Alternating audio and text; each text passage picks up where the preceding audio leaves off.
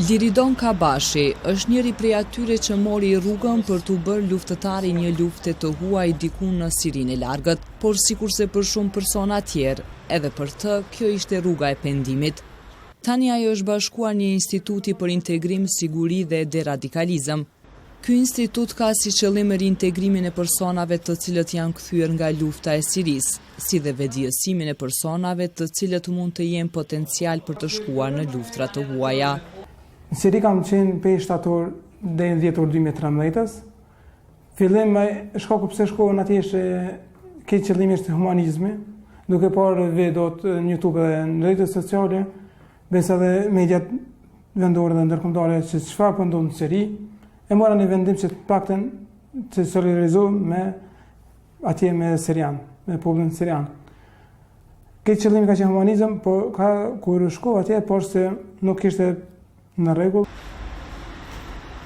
Për shkak të pjesëmarrjes në luftrat e huaja, Liridon Kabashi është dënuar nga gjykata themelore në Ferizaj me 3 vjet heqje lirie, por ai është në pritje të vendimit të gjykatës së apelit rreth dënimit të tij.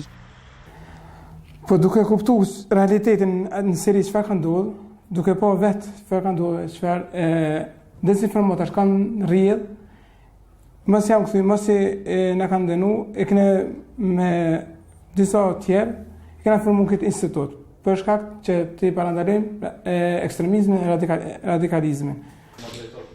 Themeluesi i Institutit për Siguri dhe Integrim Meseli në Prishtinë është Albert Berisha, po ashtu pjesëmarrës në luftën në Siri. Edhe ai shprehet i zhgënjur nga ajo çfarë ka përjetuar atje. Edhe Berisha është i dënuar me 3 vjet e gjysmë heqje lirie dhe është në pritje të vendimit të gjykatës së apelit. Ai konsideron se burgu nuk është çdo herë zgjidhje.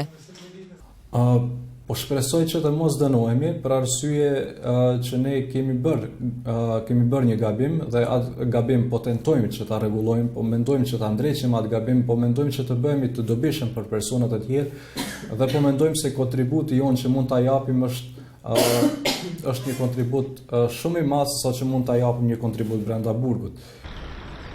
Zëvendës ministri i punëve të brendshme, Valdet Hoxha, thotë se ministria është njoftuar për hapjen e këtij instituti nga personat të cilët kanë qenë pjesë e luftrave në Siri e Irak e të cilët janë në procedura gjyqësore. Për rastin e fjalë ne ndjeni që ai ka shfrytzuar të drejtën e tij të ankesës dhe derisa nuk shtjerën gjitha shkallët në procedurën gjyqësore dhe nuk kemi një vendim të formës prerë, ai nuk mund të konsiderohet i dënuar.